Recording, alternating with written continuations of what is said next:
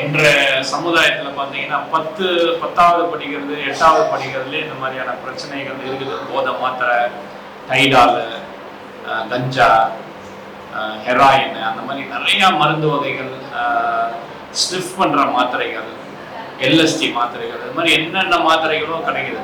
So மார்க்கெட்டில் நம்ம என்ன பண்ண முடியும்? ஆஸ் அ பேரண்ட்ஸாக நம்ம என்ன பண்ண முடியும்னா, வீட்டுக்கு என்னதான் நம்பிக்கையாக இருந்தாலும் அவங்க பொருள்களை என்ன பண்ணுறாங்க, அவங்க பேண்ட்டில் என்ன இருக்குது, அவங்க ஜோபியில் என்ன இருக்குது, அவங்களோட புத்தக பையில் என்ன இருக்குது, ஏதாவது ஒன்று இருக்குதா அப்படின்னு நம்ம முதல்லையே கண்டறியும். அதாவது ரொம்ப மோசமான ஸ்டேஜுக்கு போய் நம்ம அந்த அடிக்ஷனில் கண்டுபிடிக்கணும்னு அவசியம் கிடையாது.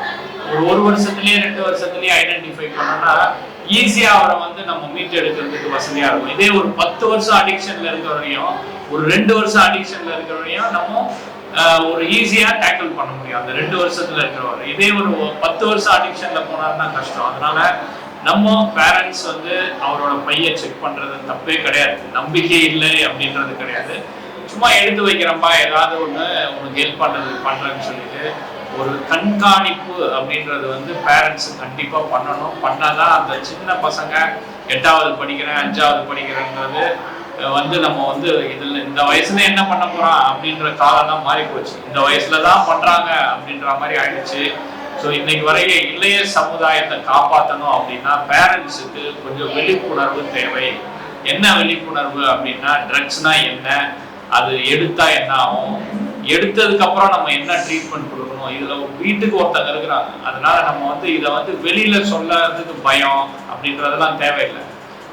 ஸோ இன்னைக்கு பார்த்தீங்க ஃபேமிலி மெம்பர்ஸ் எல்லாம் அவனை பொத்தி ஒரு 4-5 வருஷம் தள்ளிட்டாங்கன்னு தான் சொல்லுவேன் நான். இன்னும் சீக்கிரமே கூட நம்ம ஐடென்டிஃபை பண்ணிடலாம், இன்னும் சீக்கிரமே கூட அவரை ரீஹாப்ல சேர்த்துக்கலாம். ஸோ அந்த மாதிரியான ஒரு இதை எதிர்பார்க்கணும் அப்படின்னு சொன்னால் அந்த அவேர்னஸ் தேவை. ட்ரக்னா என்ன, ட்ரக்லேருந்து வெளியே வந்தால் நம்ம எப்படி பார்க்க போகிறோம், எப்படி ட்ரீட்மெண்ட் கொடுக்க போகிறோம்னு சொல்லிட்டு. அதனால ரீஹாப்ல எடுத்துட்டு போய் சேர்க்கறது அப்படின்றது ஒரு நல்ல விஷயம். அதுதான் பெஸ்ட்டு நம்மளால பண்ணக்கூடிய ஒரு இது. ஸோ நான் என்னோட பேர் ஆறுமுகசாமி. ஆர்ஆர்சி ரீஹாப் அப்படின்றது எங்களோட நிறுவனத்தோட பெயர். நீங்கள் யார் ஒருத்தர் இது சார்பாக ஏதாவது ஒரு டவுட் இருக்குது, போதை பழக்கத்தில் எங்கள் வீட்டில் இப்படி ஆகிட்டாங்க அப்படின்னா கண்டிப்பாக எங்களை அணுகுனீங்கன்னா உங்களுக்கு ஒரு தக்க பதில்கள், தக்க மருத்துவம் அதை கொடுக்க முடியும் சொல்லி முடிக்கிறேன்.